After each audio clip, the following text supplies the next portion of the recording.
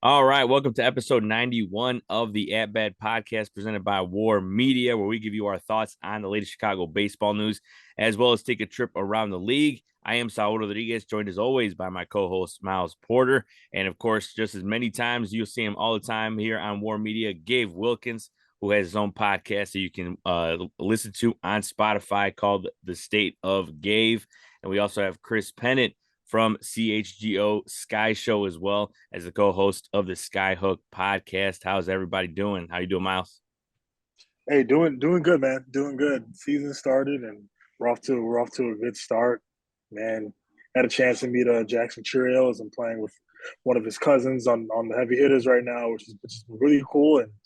And baseball is an amazing game, man. It's taking me to different places. I've met all kinds of people, and it was awesome. It was we're off to a good start as a team, 3-0, even though I ate like dog shit the last game, but that's nor there.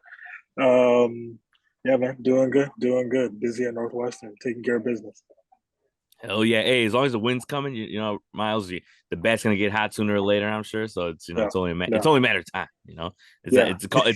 it's called the Miles Hot Corner for a reason. So Yes, you'll sir. be fine. Yes, sir. Gabe, how you doing, man? How's everything, man?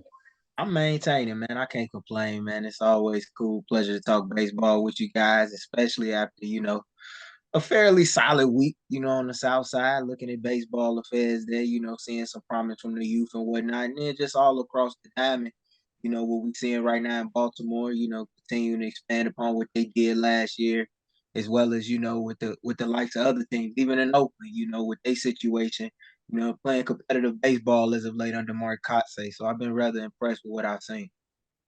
Yeah, no, we'll get into it. Definitely positives from the South Side, which is like, I don't care who you are. I don't care if you're a Cubs fan. I don't care whatever fan you are. Like, it's actually nice to see some positivity on the South Side because you got guys like Bryan Ramos who come up and will bring in some light to this team and you got Garrett Crochet pitching a little better now. So it's good to see, man, and I'm glad to see it coming up a little bit for the Sox. So hey, Chris, how you doing, man? Doing okay. It's been interesting watching the White Sox over the last couple of weeks. As Gabe said, Bryan Ramos has been quite literally a breath of fresh air, especially for people like me who are still upset about the way everything went down and has gone down. Um, but it's been nice to see him doing well. It's still nice to see Gavin Sheets, staying up and being a contributor. Andrew Vaughn got on a couple of highlights this week. And then outside all this, man, it's ultimate frisbee season. Chicago Union starting things up, and FC Forward Madison doing their thing too. Flick of the wrist, flick of the wrist. Hey, Chris, Chris, if you got that reel, the highlight reel for yourself, you better post that so we can share it up. Be like, I will send you my one highlight photo from college. It's a good photo, I'll tell you that. But it's my one really good highlight photo. Hey, Nate, it doesn't matter. Wait, one's more than what I have, Chris. So it's all good. No worries. All right, we'll start on the South Side. So since we got our boys here from for the White Sox here. They won 6 of 9. Like we talked about some positivity there. Like, have they turned a corner finally? Who knows? We don't want to get too ahead of ourselves either, because I know some people, it's funny to see some people, either get too ahead of themselves, but then also people that are just chilling and being more, being like, hey, we're gonna enjoy the ride of, like, the win streak or having this and that.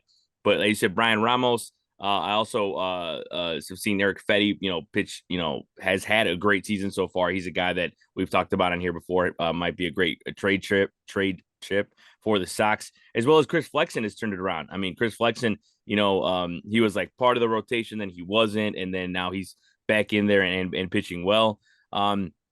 So we'll start with you, Gabe. What have you thought so far from the last week or so, last couple of weeks for the Sox? If you do you see that more of turning a corner? You got like a guy like Bryan Ramos. Like, what have you seen from him particularly? I mean, he's hitting well since he came up. He looks like he's been here, for years. Like, it's crazy. Which some of these guys, in his first couple games, he just looks comfortable there. What have you thought about the Sox and Ramos this last couple of weeks? I don't know if the White Sox have turned the corner, but one thing I will say is that they've made watching them on a day-by-day basis a little bit more intriguing to follow, especially following the call up of Bryan Ramos, who, as you said, has conducted himself not only in the manner of a true pro off the field, but has done so on the field. You know, putting the ball in play, doing the simple things when runners on base, trying to advance runners, making key plays in late game situations with his glove. And for someone that I must admit plays third base a little bit unorthodox and still seems to be a work in progress defensively, for him to make the plays that he did in key situations over the last several games, his first several games, shall I say, it's been rather fun to watch. Jordan Leisure stepping up, rising to the occasion in a high leverage situation that I have been dying to see him in since the beginning of the season. Pedro Gafal putting his trust in him in a key spot in the top of the seventh with the bases loaded, nobody out in the series opener against Cleveland, and to strike out the first two batters and then induce a ground ball to second base for the out and not allow a run in that situation. I thought that was big time. And I think that, you know, should mark the best is yet to come for him, because as you saw the next night, he got a 4-out save. So it's good to see the young guys showing up, showing out, doing what you would like for them to do or see as a White Sox fan, to have not necessarily hope for a better future, but to see guys that you could potentially trust in to help you have a better future. So I like what I've seen. Eric Fetty, you know, quality start. Matter of fact, starting pitching against Cleveland was dominant as a whole. I don't think they walked any more than one or two batters through their first 3 games in that 4-game series. And that says a lot. When you're able to avoid the mistakes like that, keeping runners off the base paths, it's a huge deal. And it proved to be true the first game when Jose Ramirez and Josh Naylor hit some big home runs late to kind of keep the game within striking distance. But what I like about it is that they find a way to learn how to win close games by the margins, which was the way in which this team was designed to win. I'm not expecting a whole lot more, but as long as you're competing on a night-to-night basis, you can at least make it more watchable for me. Let's be real. We know most of these guys may not be here. Chris Flexen pitching the way that he's pitching. Hell, might be able to get a nice chip for him for the deadline. And you might want to sell on him a little bit earlier than other players. But nevertheless, it's been a positive to see. And I hope they continue to keep that going. Yeah, no, and that's the positive, regardless of what's going on in the season, is you guys have plenty of assets. If you're gonna flip, you know, all these guys at trade deadline, and Eric Fetty's one, I'm sure that a lot of teams would like. So yeah, it's gonna be interesting to see what they do. But yeah, it's been more fun to watch. You know, guys like Crochet and Flex and kind of, you know, improve on you know, some of their struggles that they had. And I will say too, another thing too with Ramos is that, you know, he's 8 for 30, but it's one of those things where the stats don't really tell the whole story. I mean, he's hitting 267, but I mean, he's a guy who's not chasing much. He's not whiffing much, not K'ing much, and he's also really fast. He's sitting at the 90th percentile right now in his short sample size. So it's one of those things that, you know, it's good to see from a guy his age at 22. I mean, that's crazy. So hopefully he's able to continue and kind of move up in the order. No AAA experience, by the way. Yeah, right. Yeah, that's also insane, guys. When guys just jump, you know, levels, and it's wild. But Chris, how do you feel, man? These last couple of weeks with the Sox, and the way they've been playing, winning 6 of their last 9. I've been slightly less gruff, is the best way to put it. And I mean slightly less. I'm up here in Albany Park, and there's an Australian bar a couple blocks away that is like the de facto White Sox bar that I found up here. And every time I walk in now, if the game's on, the bartender's like, hey, I mean, check it out. They're not losing. And that's the general feeling for me and for them. It's true. I think I'm hearing too many people say the phrase the Tommy Pham effect, when we know that's not a thing, because you can only do so much with leadership on a ball club like this. But it is really, honestly, it's refreshing. I'm happy for Chris Flexen, who was a highly regarded prospect in Seattle and just never really panned out up there. And to see him, you know, in form is good. Like to see Garrett Crochet making good on the promise that he had as a draft.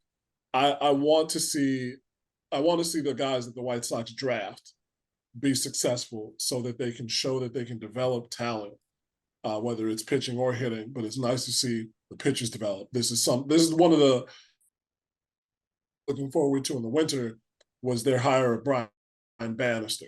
See if that changed the pitching staff at all, if that changed what they were doing and led to more success for them. And so far, same goes for Eric Fetty, who I think was that you, Gabe, who said like this is Fetty showing why he was the KBO MVP. I saw that on or that might have just been on the rundown for today. But either way, Fetty has looked extra sharp in his 8 starts this season. So there's some promise.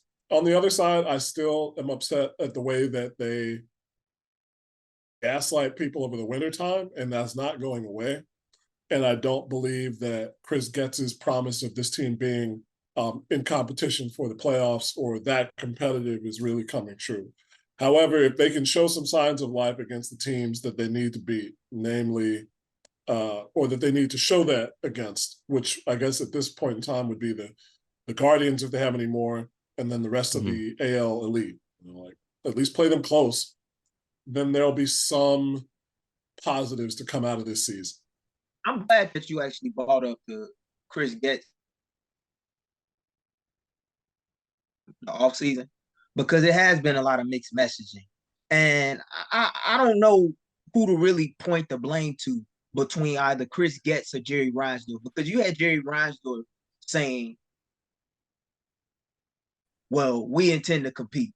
But then you have Chris Getz saying, we intend to compete the first day he gets the job. And, we know that the AL Central isn't the strongest division, which hasn't been proven to be true this year because every other team in the AL Central is 500 or better with the exception of the White Sox.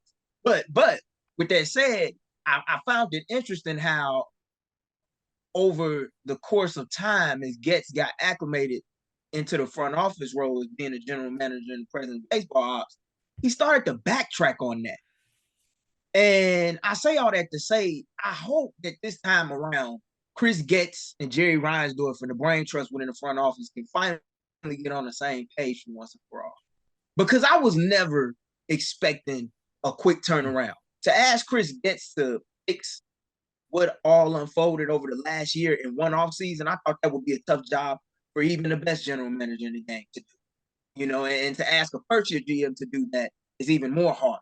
But I just hope that they get on the same page, because if you're able to do that, I think it will be much more easier to sell something to your fan base who knows when you're selling them bullshit. I agree. Yeah, and I think that it's... Oh, I forgot to say, get Mike Clevenger off this team. My fault. I don't.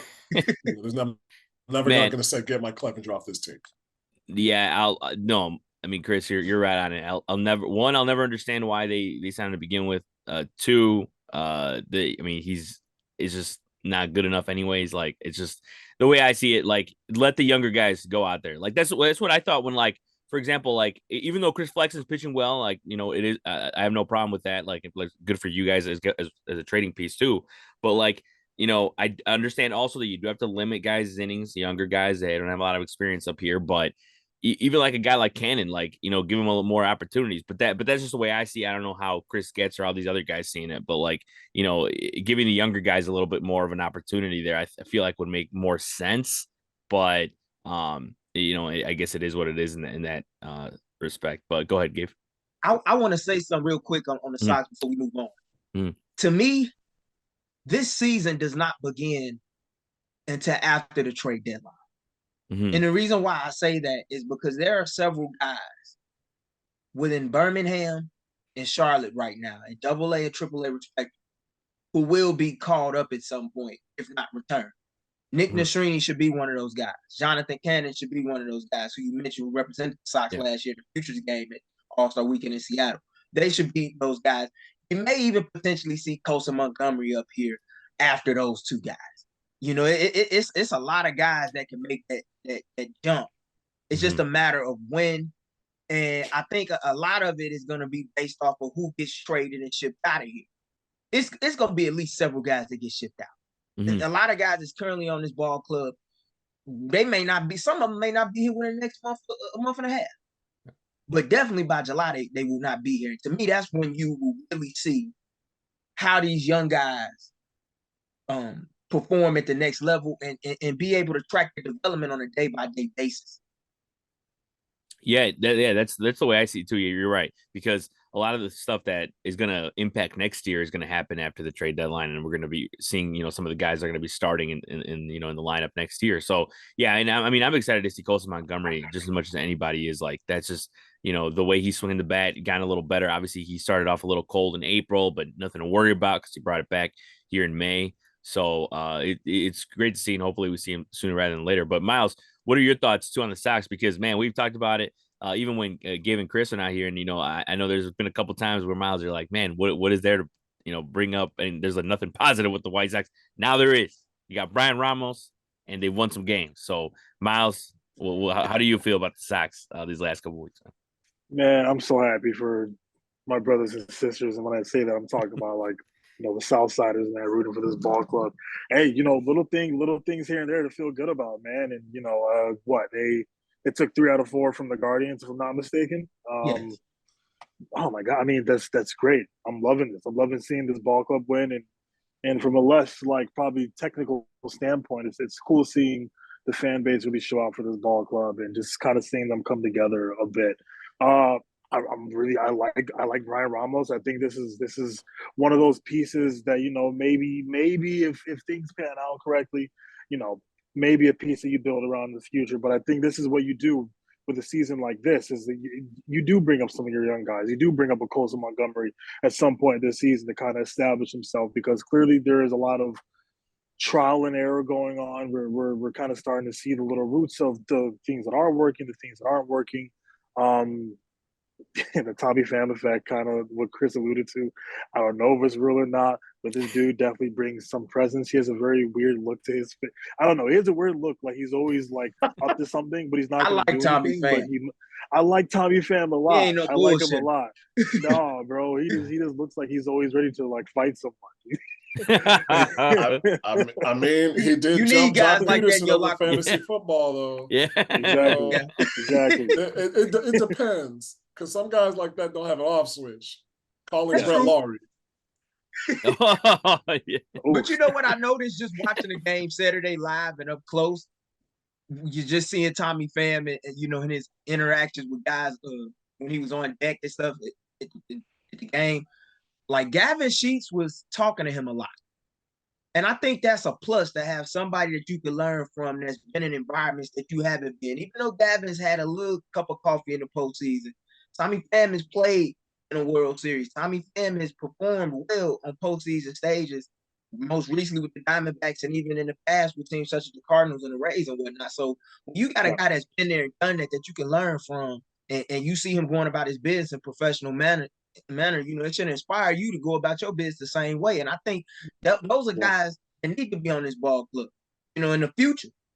Not just now, but in the future, so these guys can learn what it takes to win. Because that's going to be the next step for this White Sox team once they bring these young guys in. Is can you learn on the fly quickly, and do you know what it takes to win?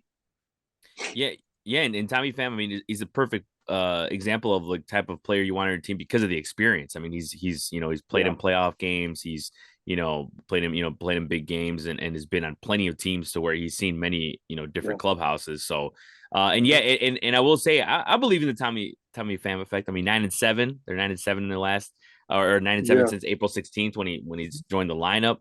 And he's playing well with the 787 OPS right now. So we'll see what happens. But again, it's another, regardless of what happens, another great asset, to move at the deadline if they're looking to do it. Somebody. I mean, I feel like Tommy Pham has moved at the deadline, in the deadline plenty of times.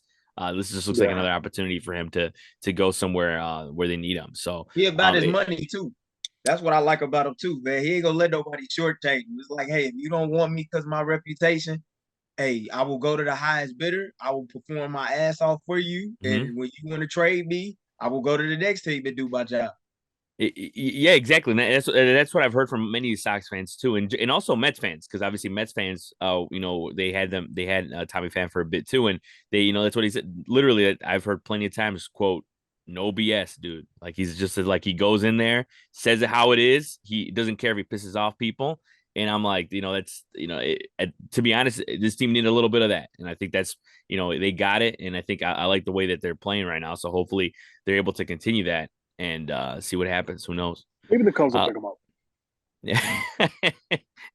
add him in there. I mean, hey, we need some kind of damn offense. I mean, they're starting pitching, but hey, Miles, you know what? We'll... Definitely. I definitely see some Sox Cub trades. I got about several plotted up. Yeah, I'm ready to get into it when you guys are. I'm watching y'all. Oh yeah. Gabe's ready. Gabe's ready to be like Billy Beane and Moneyball, just like ready to be on the phone with Jed Hoyer and I really am. Trades going. I really am. Man, but for now, yeah. But for now, the Sox, like I said, 12-29. And we'll see what happens with them and to see how other guys continue to come up and all their minor leaguers, because I keep seeing, I will say too, getting firsthand, seeing some of these minor leaguers, like Brooks Baldwin, other guys that aren't talked about a lot compared to a guy like Colson Montgomery or Nastrini and all those guys. Yeah. And there's also there's another Ellis, that guy who's speedy. Duke Ellis. Duke Ellis. When I saw the Southern League in stolen base. Yeah, when I saw Birmingham a lot. Yeah. I mean, that's where all the stars are at currently right now. I mean, even Isaac Guillen's talking about how like that team's better than the White Sox. So it's yeah. And Duke, when I saw that Duke Ellis name, I was like, that sounds like a name from the 1930s. Like I was like, Duke Ellis. Like I'm like, it's crazy. So but yeah, no, these guys are gonna come up soon, and it's gonna be cool to see their impact. But we'll use what Miles said as a transition to the north side. Like I said, this is another team that's gonna be busy at the deadline for a lot of reasons, and they're sitting, yeah, and they're sitting at 24-18, and they're already, for the record, they're already making moves. They got that trade last night for Tyson Miller, for a guy who was drafted by the Cubs, and we'll get into that. But since the last time we talked about him, they were able to take down the Brewers 2 games out of 3 at home, which was huge. They lost the series to the Padres at home. Then they beat the Pirates away from home. There's a lot of stuff going on with the bullpen. A lot of, like the guys like Alzolay that has been struggling the whole season. He got sent to the IL. You got Morel, who's banged up and it has been, killing it, for the last couple of weeks, but he just, can't get away from the baseball somehow. It hits him all the time.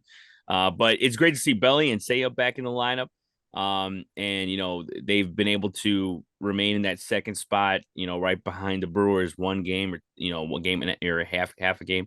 And man, it'll never surprise me, but it'll never not annoy me that the Brewers can just win with dudes that they just pick off the street. No offense to those guys, but it's what it looks like. They got hella talent, but you know what I mean, right? Bro. It's like these guys that aren't talked about enough or whatever. But then you watch them play and you're like, God damn, like that dude's like, they got dudes like, and I was telling my buddy about the Brewers, and I'm like, let's just put it this way. If you face them on MLB The Show, these are dudes that are just going to bunt on you because they got like 90 speed all over the place. So it's just like, it's not even fair. And it's like, and Pat Murphy's obviously got him going over there, and it's just it is what it is. You just got to tip your cap, and it was positive that they were able to beat them in the series, but at the end of the day, they're still tailing them. So we'll see what happens. But Miles, how do you feel about the last couple of weeks since we talked last about the Cubs? Well, Saul, I'm glad you asked me this question. I think I kind of saw this coming from a mile away in general. Just looking at the hot start that we got off to, that we've kind of run into a little bit of a wall offensively. And I've noticed it the past week. And certain guys not coming through in certain spots, and the base is loaded, and whatever the case may be. Dansby having his issues, and now he's on the IL. It's the Cubs are a fascinating team to me, because when things are going very, very well, people can look at Jed Hoyer and be like, wow, he knew what he was doing the entire time. Now, when things aren't going as well, people are like, man, I told you Jed Hoyer should have made more moves in the offseason. And, I'm a little bit in the middle, where I do believe that when we brought Belly back, that kind of completed us as a ball club. And I've never Mhm. looked at the Cubs as like a team that has a bunch of boppers. We're not that ball club. We're line drives. We have Morel, we have Suzuki, we have Belly, and P Wizzy, who could still hit some over the wall. Aside from that, we're not a big home run hitting team. We're very base to base, and so when we're not executing like that, that's our bread and butter. That's where the offense starts to break down. We can't depend on the long ball like other teams do. Like I said, we have home run hitters, but we can't depend on the long ball. Um, it's very unfortunate for Alzolay and seeing him struggle, and I think Mike made a TikTok the other day where even when he got the save in his last appearance, um, his body language, you can just tell that Yep. he's defeated. There's just Mhm. he's just there's no confidence in himself. He didn't do the little cool fist pumping celebration. He doesn't do Mhm. it anymore. And it's unfortunate. I don't love Hector Neris being our closer. I think he's playing with fire every single time he is going out there in the ninth inning. Granted, it's worked every single Mhm. time, but um, for some reason, it's just like, okay, let me walk the first two hitters, give them a couple base hits, then I'll get the save. Okay, hey, go Cubs, go! It's like, no, Hector, can we just get the first three outs and just end the inning? Can we not? I have a lot of different feelings right now on this ball club, but like I said, I'm very proud of them. I think certain moves have to be made. We got to figure out what to do with Al's a lot. We just have Yeah. to.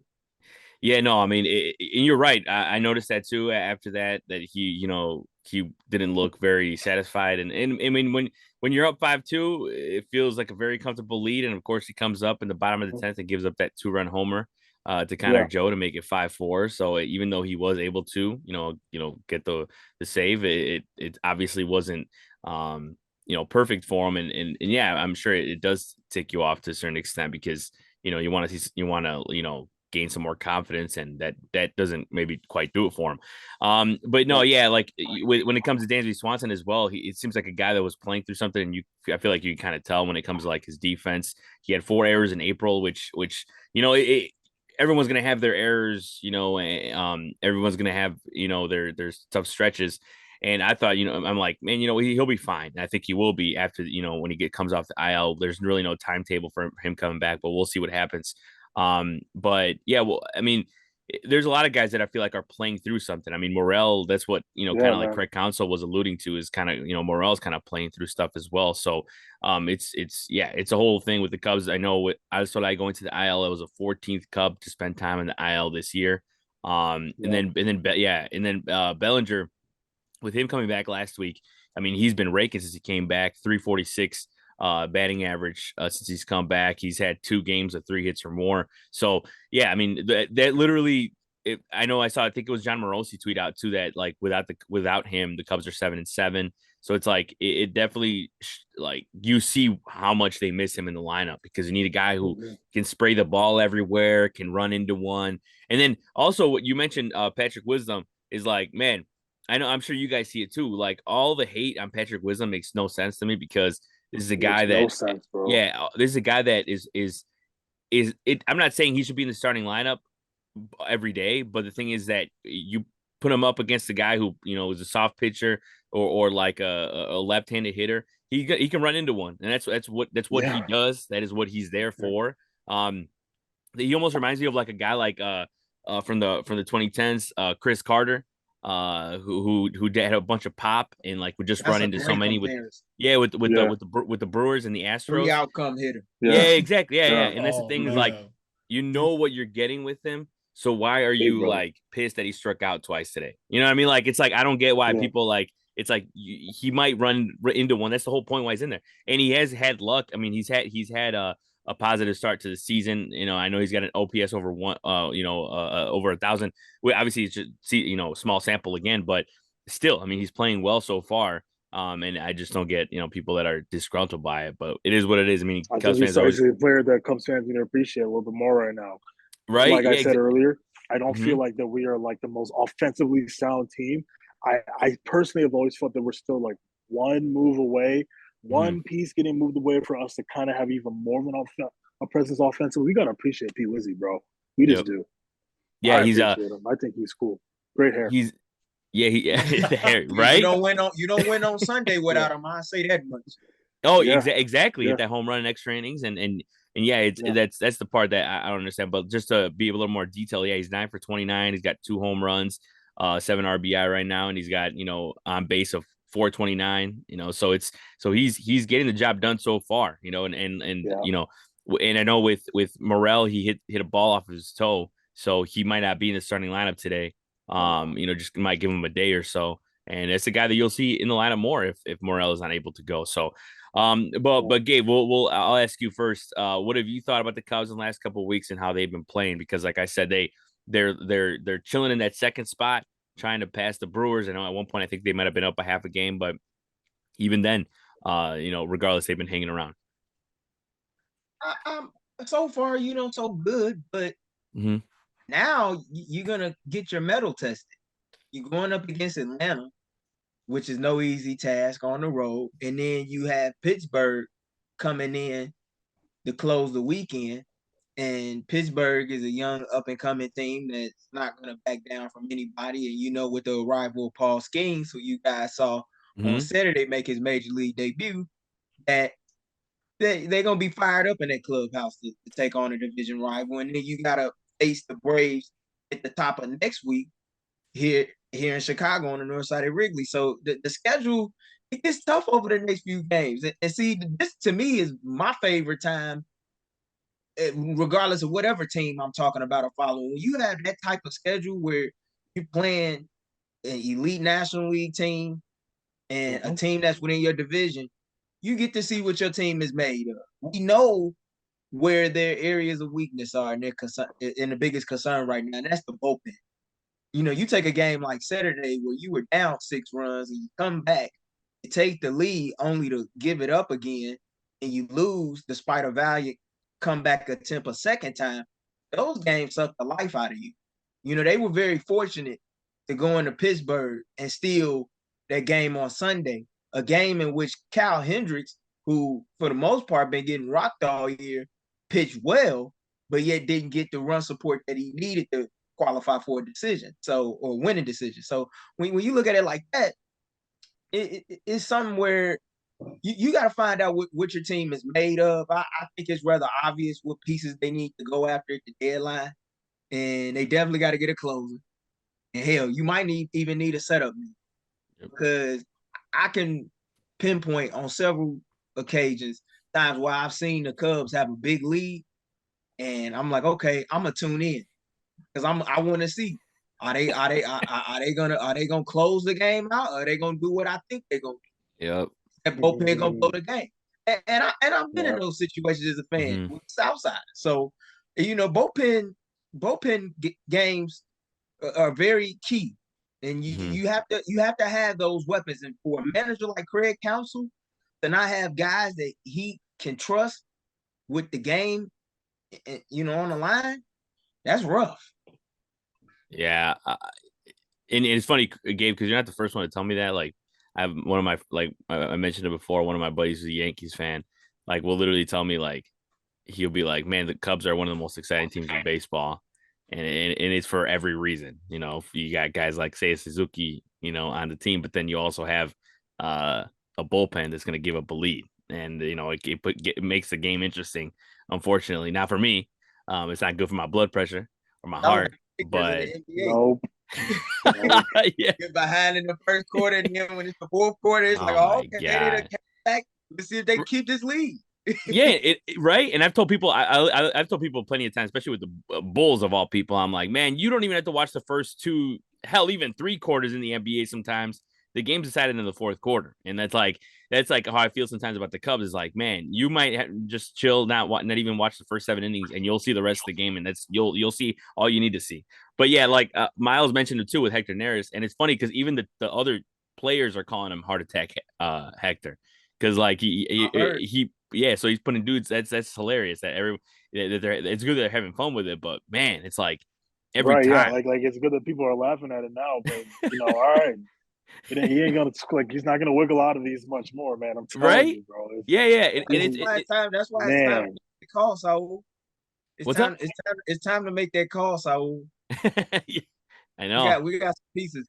And I know I seen some prospects over there that's blocked. Yeah, yeah. Oh, I see what he's okay. Mm-hmm. Yeah, I'm okay with that. I'm James okay with that. Triantos, let's have a conversation. I watched the Cubs double-A affiliate. What is that? Tennessee Smokies. Yeah, Smokies. I Yeah. watched them. I watched them on Wednesday afternoon. I had a downtime, a little brief downtime period. I was watching them, and I was like, okay, yeah, I can see certain guys fitting in here that won't fit in there. Mm-hmm. Yeah, yeah. With Triantos, is one of the guys that people have been talked about a lot, or has been talked about a lot of being moved because he is blocked off. Even a guy like, as much as the Cubs have worked to get him back, even a guy like Brennan Davis as well. I know he's had a lot of injury trouble in his past, but he's a guy that still has proven to show that he could hit. He's a guy that I feel like you could just slot into a big league team right now and see what he could do. But no, I'm not saying he's like a hot commodity or anything like that, but he's one of the guys you can add into a trade like that, for example, especially because the Cubs have so many outfilders too that, a lot of these outfielders are blocked as well. You could even make an argument, not that I don't think the Cubs are going to move him. I don't think the Cubs are going to move Owen Casey, but you can make a case for him too, that he's a little blocked too, when it comes to how many outfielders there are, with Alcantara and all those guys. But again, that's a guy that I think they've tried at first base as well. They tried him, they've DH'd him as well. So I think that's a guy that they're going to try to make work. But yeah, I mean, there's plenty of options out there, and even people have talked about, hey, why not, bringing up Cato Horn and putting him in the bullpen and stuff like that when he comes up. And I don't know what the right way is to implement him into this team, whether it's giving him a few starts to start his career and then sliding him in the pen, because obviously you always have to limit these dudes' pitches and innings. I'm fascinated to see how they're gonna, how they're gonna put him in, on this roster and try to get him to succeed early on. But someone's got to give. Our boys are getting jumped. Someone needs to go help them. Someone needs to go help our boys. Man. Yeah, you got 8 top 100 prospects according to MLB Pipeline. Yeah, this just got revamped on Mother's Day weekend. I saw. Yeah, somebody got to. A couple of them pieces got to go. Exactly, and I'm fine with that. I mean, that's, like I said, one of those things where, yeah. But you see some of these people, I swear, like the trade and sorry, Chris, I'll let you talk in a second about the Cubs, but like I will say with the trade that we'll get into as well with Tyson Miller, like the Cubs, gave the Mariners Jake Slaughter, 27-year-old guy who's consistently has been mashing the last few seasons, but there's just no room for this guy in this lineup right now with the type of dudes that they're trying to like develop and try to have a success. So it's just the way it is. Even like the trade for Michael Bush, people weren't happy. They traded Jackson Ferris, but it's a lefty starting pitcher in a rotation that's going to already have Imanaga, has Justin Steele, Jordan Wicks. So it's like, they already have enough. So it's of lefties. So it's one of those things that I think that's what they thought about. But Chris, I'll let you go, man. Like, what have you thought about the Cubs so far and the direction they're going in as we sit here in May 14th? I can understand Miles' frustration, specifically about Hector Neris. I don't know if you guys watch Urinating Tree on YouTube, but every single video he had about the Phillies over the last few years, he was talking about how Phillies fans were upset that their only reliable reliever was the wildly infuriating Hector Neris. That's exactly what he called him. Dude is like, if Damaso Marte was like Jules, Hector Neris is Whole Foods. Like, he's better, but he's still gonna upset your stomach. You know what I'm saying? I've never heard it put like that. It's so good. Like, I was trying to think of it like hardware stores, and I was like, nah, you know what? Because we have better comparisons than that. Very Chicago. Like, if Damaso Marte was Dominic's, because that's the proper era, then Hector Neris is Cermak Fresh Market. You know what I'm saying? Like, more variety, more selection, but it's still not great, not like the top tier. And so it's hard because you have they're kind of stuck in a spot where you definitely do have to make a move. But when you're talking about a guy like Jake Slaughter, you mentioned, if the guy is batting well in the minors, you don't want to make the mistakes like you've seen across town in the past and rush him, even if he's a guy who could contribute now, because I like I think that Jed Hoyer is more apt to do so. You take a guy like that and stash him, either so you can have the trade chip down the line, or so that when you bring him up, you make sure he's as ready as possible. Now, granted, you're kind of gunning for a deep playoff run at this point in time, but it's still a guy who could help you down the line, whether if somebody gets injured, if something catastrophic happens in the short term, or if things play out in the long term, where a guy that you have in the major, you're not going to hold Mike Tauchman in that spot forever, even though he's killing it right now. It's my guy. You want to have a guy like that available and not bring him up too fast to the big leagues, because as soon as you said that, my mind immediately clicked over to Gordon Beckham, who looked all world his first season or half season in the majors and was never that guy again. And I don't want to see that again, because I liked Gordon, and it just his career downfall mystified me. So while you do have to make moves, especially on the pitching side, I don't want to. This hurts me to say. I don't want the Cubs to be too hasty, because when you're hasty and you make moves out of passion, then maybe you give up a guy who's still young and you still have some team control over, at the expense of what could end up being a more short-term fix. And then you still don't get the deep playoff run you asked for. So, like I said, you have to make a move. You have to shore up the bullpen, because it's not where you want it to be at all. That game yesterday is emblematic of that. You bring in Hayden Wisniewski to keep things level, and you give up a double to Zach Short.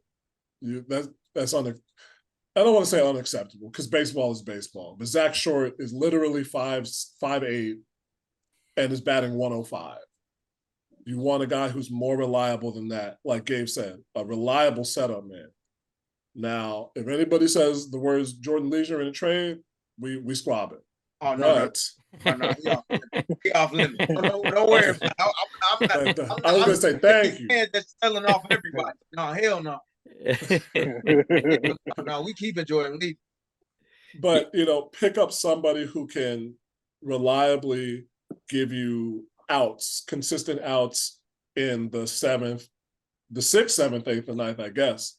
Because as you saw, Imanaga, who is fantastic, still it's early in the season, so the baseball today, he still only went 5 innings.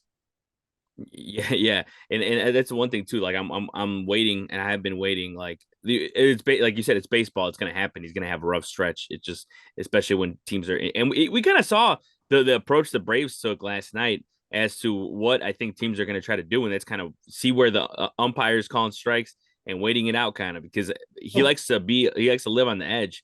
Imanaga does. So it's you can work a walk, and you can get guys on base, and you can you get a soft contact base hit off of them, and that's just I think that's kind of what the Braves did last night. But Miles, you want to say something? I was just gonna tell Chris, going back to his point, I can guarantee you the Cubs will not make a move based off of emotion. They don't make many moves in general. So I could just assure you that will not happen. No worries. Jed, he's a pretty conservative dude when it comes to anything involving moving players in the organization. Chris, if you listening, please call me. You live on it, you die on it. I get it. We can bully them. Yeah. I mean, yeah, that's the one thing too that bringing up Jed Hoyer is that he does get criticized a lot for waiting a little too long, but at the same time, it's like you want to it does look, for the most part, that he does make the smartest decision. I mean, we looked at how long they waited on Imanaga, and they were able to, like people were saying, it's his steal of the winter so far, and all that. So yeah, I mean, I think that there is a trick to waiting, but you can make an argument that you wait a little too long, and the best assets are going to be gone by the time you're out there. And man, I'm also just tired of seeing this Mason Miller name out there all the time. People like, oh, we want Mason Miller. It's like, yeah, you don't want Mason Miller because you're gonna have to give up a bunch of guys you don't want to give up. Exactly, yeah.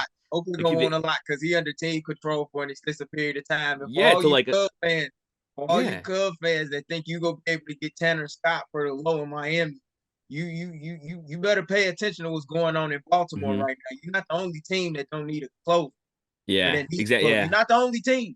So pay close attention. That's exactly why I say Michael Kopech. Start paying attention. It's time to scout. If you a Cub fan, it's time to scout. If you a buyer, it's time to scout. And if you a seller, it's time to scout too. You scout the farm system if you a seller. If you a buyer, you scouting the trash teams when they got leads at the bottom of the top of the knife, see them closers and them setup men, see how they performing. Because you can get some guys at a low price if you want to, Jed. But if you think you're going to be able to get Tanner Scott, he's going to have like several suitors. Please believe it. Yeah, that is true. There's plenty of dudes out there that are going to be sought after. I mean, who like there's plenty of teams that need a damn closer. So it's like it's not going to be easy at all to get a guy, especially the guy you want. And that's why I'm like, man, we'll see what happens. I mean, it's one of those things though. It's one of those things though where even if they aren't able to get their guy, that I feel like they have enough in the minors where like if you wanted to bring up a dude that is a fireballer and try him out, he could last a few months. Like I'm not saying he's gonna be the closer, but you got a guy like Daniel Palencia who unfortunately is on the IL as well, but he's a guy that has shown to have the stuff to kind of be like a closer. I'm not sitting here and say he's a closer of the future, but he has closer stuff for sure when it comes to the fireballing. So yeah, so we'll see what happens there, but like I said, the Cubs 24-18, and that like as Gabe has said, the schedule is not getting any easier. And the right now they're sitting at 10-12 when they play teams above 500. And I will say though, when you play teams above 500, it's still I still would rather lose to a better team than lose to the Pirates all the time. And it's like when you lose against the Braves, it's like it's the Braves, Tuesday, but. That brings me up. I don't want to derail this, but I was gonna kind of get y'all's take because I was thinking about this. What do y'all think about the balanced schedule, like the completely balanced schedule? Now that we're 2-3 years in.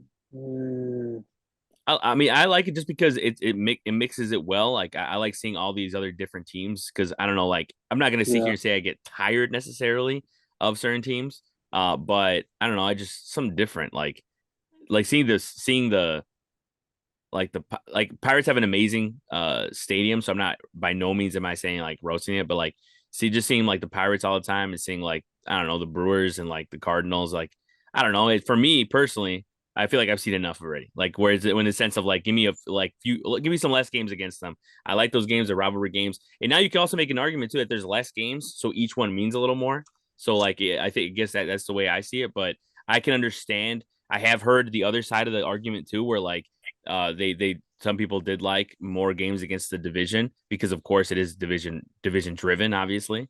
So I don't know, but what do you guys think? Switch up though. I agree. Mm-hmm. I think it's a good mix for sure. I think my only criticism was kind of how they did it this year, where there was so many out of division ball clubs that came into Chicago this year.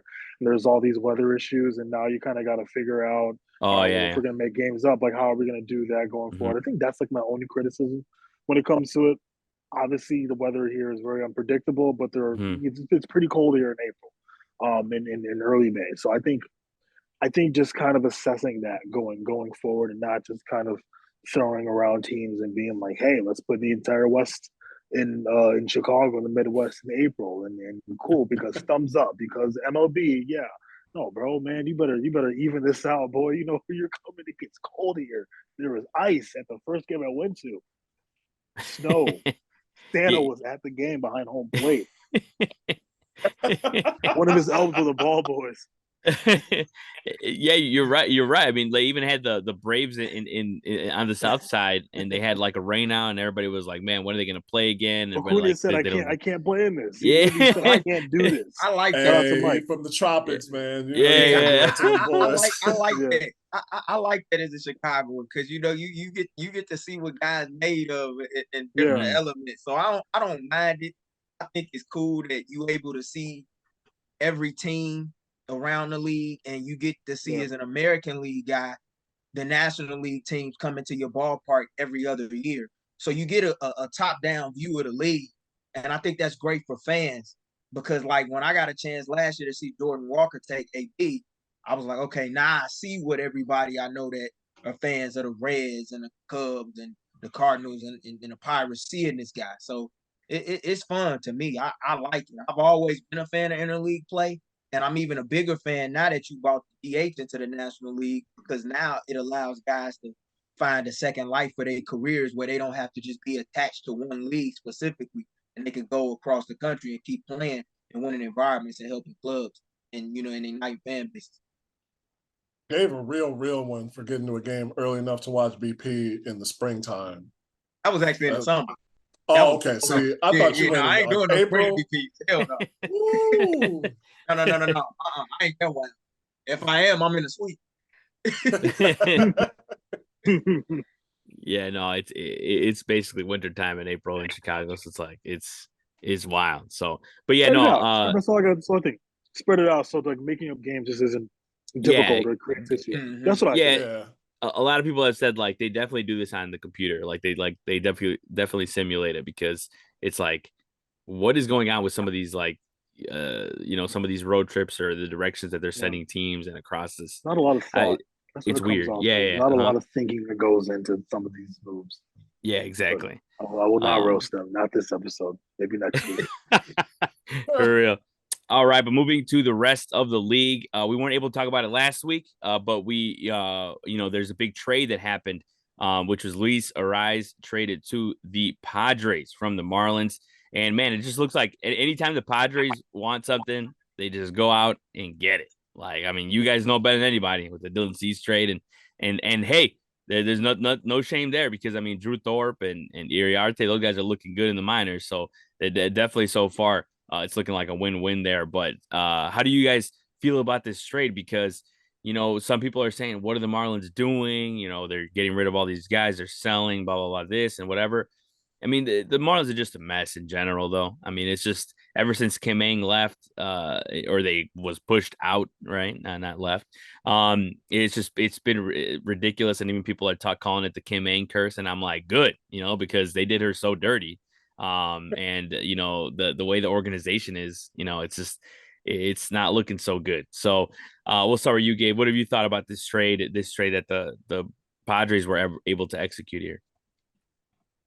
I just want to know from Miami's perspective, why would you trade Luis Arraez so soon?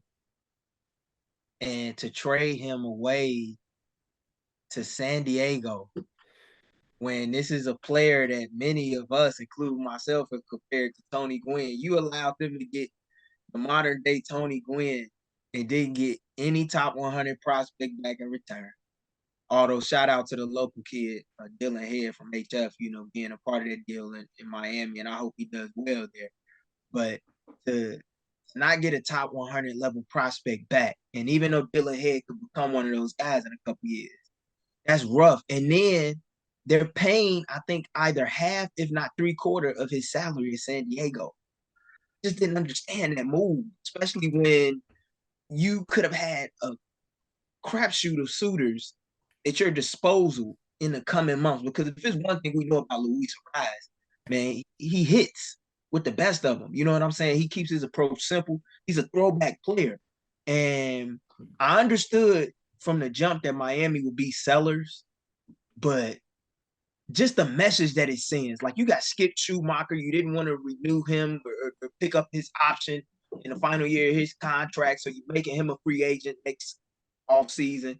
He's going to be one of the hottest managerial candidates in the game. It's a lot going on over there. This is a first of many moves for Miami, but for San Diego, man, to be able to get Luis Arraez and you don't even have to pay the majority of his salary, man, that's make me wonder what dirt that San Diego got on people, man, and we don't know about that. Because it's like, I know they got a ton of prospects, but to just be able to give up that, and they didn't have to give up like a top 2 level prospect to get Arraez, that's crazy.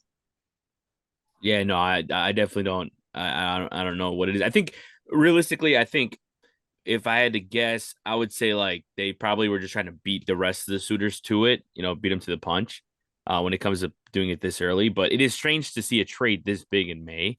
I'll say that. But yeah, I mean, there's plenty of guys in the Marlins that are going to probably be shipped out anyways, with Jazz Chisholm, Jesus Luzardo, I'm sure, as you mentioned, Tanner Scott as well. So they're gonna get some good prospects back as well. So, but again, for Marlins fans out there, like, don't expect to be winning in the next couple of years. It's not, it's not looking so good. But Chris, what did you think about this trade and just from both sides, the Padres and the Marlins here? Marlins throwing their chips into the middle and leaving the casino again. I don't know what to say, man. That same guy urinating tree did a video on them, and he went back to, I think, their founding and said that they had rebuilt the team. They'd had 4 pretty much stated rebuilds, fire sales in 20 years. They've won, for a team that's won the World Series twice in less than 40 years, this Marlins team has changed so many times and had so many different faces of the franchise. It's mind-boggling. Like, they had Stanton and let him go. They had Yelich, Stanton, and Ozuna in the same outfield. Yep. And they all went on to success with different teams. Like they even going back, like that Marlins team that won the World Series was damn near by accident in '97. Because Wayne Huizenga sold the team off the next year, like he was getting ready to sell, and then won the World Series, and then was like, well, I still need to drive the team's value down. And so he let all the Lowell, Conine, Sheffield, all the guys that helped them win the World Series, let them dip. Edgar Renteria, all them dudes bounced. And then pretty much the same thing happened in 2003. Miguel Cabrera got a couple good years with them, and then as soon as his contract was up, he signed for big time money with the Tigers. So I don't understand why it's that hard to keep. Maybe it's a Florida thing, because the Rays seem to go through this too, except their ownership and front office has committed to the idea of trying to get guys who are under the radar and keep a passable baseball team on the field. In Miami, they just decided to shoot themselves in the foot. Is Derek Jeter still in ownership over there? Is that what it is? No. And I think that's what changed everything. And I think when he walked away, I think that's when Kim Neem started to raise her antennas a little bit. Because I think just reading what I read, and Yahoo dropped a real good article on what led to Kim Neem walking away and how they got to where they are right now. Kim Neem wanted to keep the director of amateur scouting. I don't know the name of the director of amateur scouting offhand, but when they fired him, that's when I think Kim was like, okay, we have a problem. And then they were trying to bring someone in over her after she helped resurrect the franchise and get them back to the playoffs for the first time in a full season, I want to say since 2003, because a lot of people forget that the Marlins made the playoffs in 2020 and when it was shortened due to COVID. So like when I look at that situation, man, it's just a lot. But like Chris said, there's so many moving pieces. And it's bad when you look at a team like that that's had as many prospects as they've had and have done a hell of a job developing farm systems through multiple front office regimes and different ownership groups. For them not to be able to keep guys there long term in that market, that's a problem. Yeah, and I think, like I said, with the Marlins, and which I should say how Chris said it, he said it best, with the Rays as well. Yeah, the thing is, those two teams, they're crying broke all the time and getting rid of dudes and all this stuff. And for the Rays, it works somehow, so they're going to keep doing it. But for the Marlins, it just never seems to, work. And they've had a couple of playoff appearances in the last 5 years, but nothing to show for it.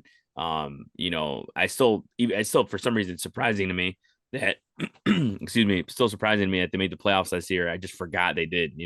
So it's just like it's crazy that they're standing where they are now.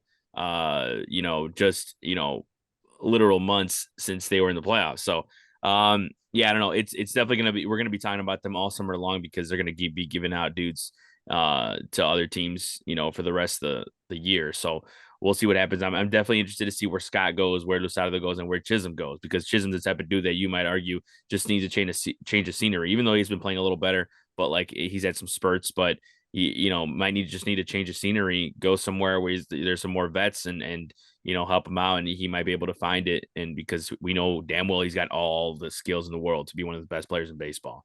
So you better get something. I found a nice article on the Marlins from take it for what you will, a writer from the Daily News in New York, but talking about exactly what you said, except he said that Skip asked them to remove the option on his contract for next year once Kim Ng got forced out. You right. That's he true. wanted to dip. No, because Gabe, I didn't realize that before what you said, and then I saw that, and I was like, yeah, he didn't want to be a part of this. And not only are they saying like the guy that they got for GM was from Tampa Bay. Yep, Peter Bendix. This is the most damning sentence. It probably says everything about Bendix, that nobody was ever quite sure what he did with the Rays, and that no one has been hired to replace him. That's tough. Yeah, that's tough. Yeah, and I mean that says a lot about Skip Schumacher and what he because I definitely I feel like he's gonna like and as Gabe said that he's gonna be sought after as a manager. He will be. I mean, this is a guy who led a team to the playoffs and it was his first year, correct? It was last year, right? Yeah, it was his first season. He won manager of the year, didn't he? Yeah. Let a team to the postseason his first year. So that says it all right there in his resume to get another job. I'm sure he'll definitely get it. And so hey, you never know. Hey, the White Sox. I'm glad you brought that up because let's play connect the dots for a minute. We know the situation with Pedro Grifol. He's on the second year of a 3-year deal. And if I was to place a bet, I would bet that he wouldn't be here by the end of the 2024 season. In my opinion, I think they should pull the trigger and try to get him out of town after the trade deadline at the latest. But Skip Schumacher played for Tony La Russa, has a great relationship with Tony La Russa. There has been some quiet rumblings that could be a direction that they seek to go under in regards to interviewing Skip Schumacher for a potential managerial search. I don't have no direct sources to that. I know he'll be a hot commodity, but there are relationships in place that could directly connect him to the Chicago White Sox within the coming months. That's something that I think a lot of fans need to keep their antennas and eyes open for. And then you hear about the reports with Terry Francona potentially wanting to get back in baseball. We know Terry Francona got his managerial start under the White Sox organization. His father played for the White Sox. He has a great relationship with Jerry Reinsdorf. That's something to monitor. That's all I'm saying. Yeah, that's it's gonna be fascinating to see what happens there because that you put it well there, and I think that they'll definitely consider that because Terry Francona would be a great catch as well. I mean that guy's been. I mean, that dude just wins no matter where he goes. So, yeah, exactly. So, I the would last be surprised. Oh, go ahead. I would be surprised because when Terry, I thought that it was he hadn't been really anything like healthy since I think with his time with the Red Sox and even like you said with the Guardians with Cleveland, he was just feeling it so much. Skip would make sense, especially because Kim hired him and Kim started with the White Sox. Yep. And eventually, I would love to see her get that job as GM. I don't know how possible that is with Chris Getson and my thoughts on that, but right. Skip would make sense. Skip would make a lot of sense. And Kim, I thought about Kim a lot as well because Kim Ning worked there when my mom was with the organization. And it's hard to believe my mom was tight with Mike Rizzo, and Dan Evans. And it's crazy how, I didn't know what made those teams in the 90s. But when I look back at the teams and how they were built, you had some damn good scouts in there. Yep. Mike Rizzo at the time was a scout. Dan Evans at the time, or in the 80s, was a scout before he became an assistant GM. And a lot of people thought that he was going to be the GM after Ron Sugar left, in 2000. So it's some connections there, but Skip Schumacher is damn sure a name to keep an eye on. 100%. The last thing I do want to get to is, of course, the Connect jerseys that have been released over the last couple of weeks. Like the Guardians is the Guardians one I don't think it's been officially released, but if I remember correctly, I know it was leaked. But the Tigers one's out, the Rays is out. But I kind of want to get you guys' opinions on not just each one or which one you like the most or which one you like the least, because I will say there really isn't much to look at with any of these jerseys except for the Rays. Maybe I like the Rays one, but the Tigers one, not a big fan of it. The Guardians, I mean, it's just copy and paste, just big letters on a jersey again. But I don't know. What do you think, Chris, about these jerseys? Like the Tigers ones, I'm sure you guys will see a lot with you guys facing the Tigers a lot. But what have you thought about the latest batch of Connect jerseys? I like the Rays one a lot. Yeah. I've never been to Tampa Bay, but I know that the bridge down there is one of the more iconic pieces of architecture that they have. And I like how they work that in with the Rays wings. And I like those colors, man. The colors were always cool. It just that the ball club was never really good until they changed the official name. So to bring back the Devil Rays colors, that purple and the teal and the yellow, that's kind of like the seafoam yellow or green. And then I like I especially like the socks and the shin guards being those colors as well. I thought that was cool. I looked up UniWatch, the Paul Lucas site, and a lot of people seem to not like it. And I saw a lot of respected baseball writers and writers that I respect saying that none of the City Connects were good, like none of them at all. I thought that was bogus. I don't understand it. I think that it's just like a singular person or people thinking that they could have gone a different route and played it maybe too safe with some things. You know, I think the whole thing is that it's an opinion. So my opinion is that the Rays jerseys are good. The Guardians one had some elements that could be cool. The numbering, that font that is reminiscent of the bridge, the Hope Memorial Bridge with the Guardians on it, has that Art Deco kind of look to it. That's actually kind of nice.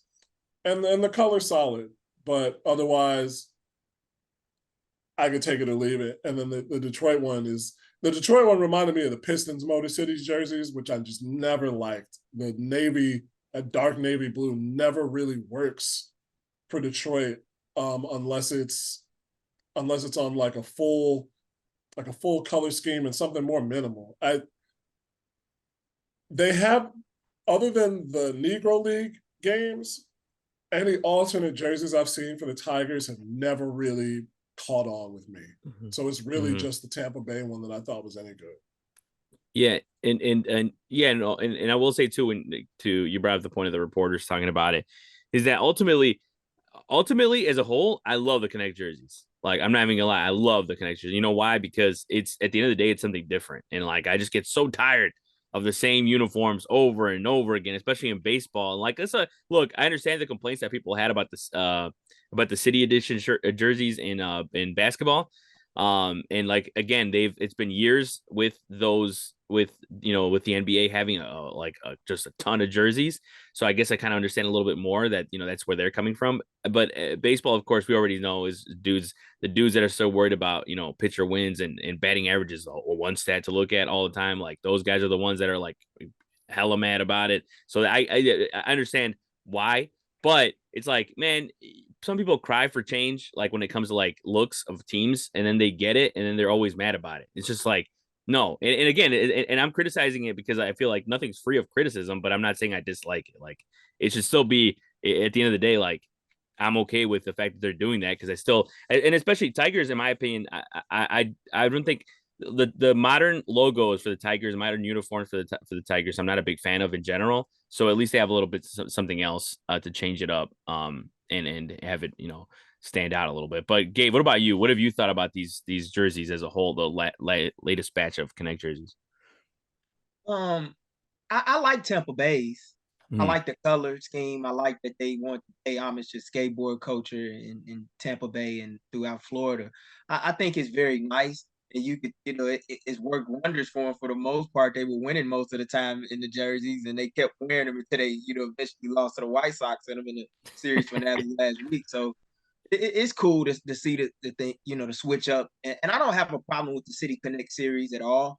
I think it's really a generational thing. But then again, I grew up with a team that has had multiple uniforms and played around with different color schemes and had fancy throwbacks and whatnot, kind of ushered it in and made it cool for other teams to wear throwbacks. So maybe that plays a role. But I like Tampa Bay's. Cleveland, I see what the inspiration was for it. They're trying to play it with their architecture a little bit with the CLE. It kind of has a softball feel to it to me, but it's not my favorite one. As far as the Tigers, it is weird to see the Tigers without a traditional uniform, especially when you consider the fact that they've been an American League like charter franchise and they've never really changed their uniforms up too much. from the Old English D or whatnot. Like, I'm a big fan of Detroit Stars, Negro League uniforms that they wear from once in a while, like Chris alluded to. And I remember they had a game paying homage to the Negro Leagues with the White Sox some years back, where the Sox busted out some American Giants throwbacks. But that was dope. Yeah, that was real cool. And I wish they would do that again sometime soon. But I couldn't get into it with Detroit because it kind of gave off like this like work. It kind of looked like an employee uniform to me. Like with the way that they had things, but like the hat was kind of playing with it, like it just says Detroit, I believe. Like it's just I think they could have put in a little bit more intriguing concepts to make that one pop a little bit more. And Detroit's had like they've experimented with alternate uniforms in the past, especially like dark blues, and it didn't work for them. So I don't know why they would try to go back to that. I think they could have did a better job in regards to paying homage to the history of that franchise with that one. But all in all, I like Tampa Bay's, but I still think, and even not even being biased, I still think the White Sox have the best one. I think the Marlins are still up there. I think the Diamondbacks one with the Serpientes is real cool as well. Yeah. I was gonna say like the White Sox have the best one, no doubt. Like that's just like everything about that, like the hat, the hoodies, all this stuff is just like so nice. And the Cubs one has grown on me. But I like and even I've seen some people talk about how like it's even top 10 now for them compared to the other ones that have come out, which is actually kind of funny just because like when the Wrigleyville one came out, I was getting cooked, and like just seeing all these other teams like bring out just PGH or or CLE on it, like that's how far it's moved up. And the one that gets like the most hate, I feel like, or one of the ones that get the most hate, I should say, is the Giants one. And like I understand some elements as to why you don't like the Giants one, but I don't think it was that bad. I know the hat might have been a little goofy, but like I didn't think it was too bad. At least the efforts there for that one, that's for sure, compared to other ones. But they're gonna keep coming out. I think that like for example, the Dodgers one actually leaked, and like people were talking already about how like the D looks like the Disney D. And like they're just like, oh man, they're never escaping these allegations, like the Mickey Mouse 2020 thing. And it's just like, don't know how they get 2 City Connect jerseys. That's funny to me. I know, yeah. It's funny because I mean, you guys probably know this, but like I was telling some of my coworkers that weren't aware, like that they had the Los Dodgers one first, right? And then they had the hat with the D on it, and then a lot of players or whether it's the fans or whatever didn't like the hat with just a D on it. And then they changed last year. They went to just having their normal LA hat with the same uniform. And now this year they're just getting a whole new Connect jersey. Like, I'm just like, what? Like, like if that is it. Relation it plays to Vince Scully as well. Cause I noticed at the bottom it had ITF DB, and I remember he used to always say it's time for Dodger baseball. So I'm wondering what direct correlation that has to be. That's the Vin Scully thing. Yeah. And that's cool. Like even like I agree with Chris. I agree with Chris. Like the Cleveland one has some good elements to it, but it's just like the overall look is the one thing that But even the Tigers one with the tire tracks, I get it. I mean, like that. I think that's kind of cool, just in the sense of like having some cool details to it. They have the roadway signs too on the sides and the sleeves. That was clever. Yeah. And then also one of the cooler things too about the Rays one that I didn't notice when it first came out was that they have like bubbles under the bill of the cap. That's pretty goofy too, but that's cool. But yeah, no, they're gonna keep coming out, and I think I'm really interested because I think at the only 2 teams that aren't on the schedule for the release of the Connect jerseys are the Yankees, of course, and the Oakland Athletics. So they're not scheduled to have one out. This year, who knows if they will or not announce that, but the Yankees one, I understand because they're stubborn when it comes to that type of stuff. The A's one it just goes like if the A's don't have a Connect jersey, just goes to show how much they hate their fans. That's all they know. I mean, it would be kind of tough though. I mean, how would you be able to sell that? Yeah, that's true. That's also true. You can't, not this year. Yeah, that's also true. It would have been dope if they stayed in Oakland. Yeah, that's a good point. Good point. If they stayed there. Yeah, hey, Chris said this once on the show, and it stayed with me the whole time, and it's just hilarious to me. But they literally, the A's do need a city disconnect jersey, right, Chris? Damn, did I say that? You said that Oh, once. You don't I might not have the said A's. that. You just said the city. You said the city disconnect jersey, and that stayed with me because that's so true. Especially when it comes to the A's, that matches so well. Like I don't know which connect jersey you were talking about. It might have been when everybody was cooking the Cubs one. I'm not gonna lie. Oh, it probably was That that. had to be it. Because I remember my friend who works there is still mad. Is like this was Lakeview, and then Yeah. a bunch of people on the realty were like, "This is Wrigleyville." Um, the wild thing. This is the last thing I gotta say because I know I got to jump in the other one. Mhm. On its face, when you really think about it, it's hard to make a City Connect jersey for the A's, and you Yeah. obviously make it for Oakland because they played in 3 different cities, Mhm. which is not, unique to them in terms of other franchises. But they have distinct history in Philadelphia and Kansas City and Oakland. Now the in the present tense, there is so much they could have done had John Fisher not been an asshole with an Oakland-based City Connect jersey. There's Mhm. just so much. Like they have that. Oh, they had the blue that they had in Kansas City with the A's color that still would work for Oakland. They have all the things they could have incorporated into it. The Holy Toledo, Mhm. um, something just with the East Bay, the whole. Because I always love the fact, even though my cousins are from San Francisco, that the East Bay is like adamant, like we are the East Bay. We are not San Francisco. That's Yep. the city. We're Oaktown. Everything is distinct from that. Even the fact that MC Hammer got his name from the fact that Reggie Jackson said, "You look like Hank Aaron," Yep. and that's how your man got his name. Yep. You A could lot of do people so don't know much with that. all of that, Yep. but John Fisher is an asshole. So Yep. Yeah. I mean, It sucks. I'm not gonna lie. When I think about Oakland, it's tough because even though I've never been to the Bay, I followed a lot of their games, man, on the West Coast. The A's, the Warriors, the Raiders. mm-hmm. See all 3 of those teams taken out of there. Man, that's tough as just as a fan because Oakland, it just they got a rich history and culture, man. A lot of people like to shit on Oakland, but Oakland is a place, man. You can't shit on them. A lot of great Mm-hmm. things that came out of there. And to me, that's really where the A's became the A's. yeah, no, and I think that you're right on that. And it's kind of like you see it now, like when people talk about it, especially because like they're going to be in Sacramento for 3 years, and then eventually like what it seems like Vegas.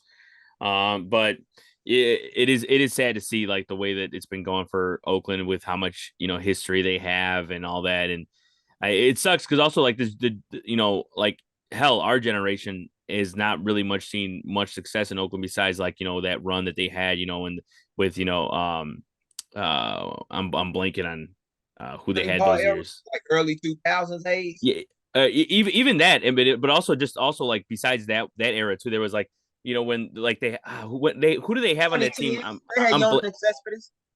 Yeah, there you go, like the They, Yoenis they had Cespedes Lester years before and the Oh, you're Cubs talking got about him. the John Coco Crisp? Lester. Yeah, Yeah, Josh Chap, like Yeah, Hader. like John Matt Chapman. Lester. Like there you go. Yeah. Yeah. Donaldson. Like okay. Matt Olson and Yeah, Chapman, Mm-hmm. Josh Donaldson just Yep. started to break yeah, out. Sure yeah. did. Yeah.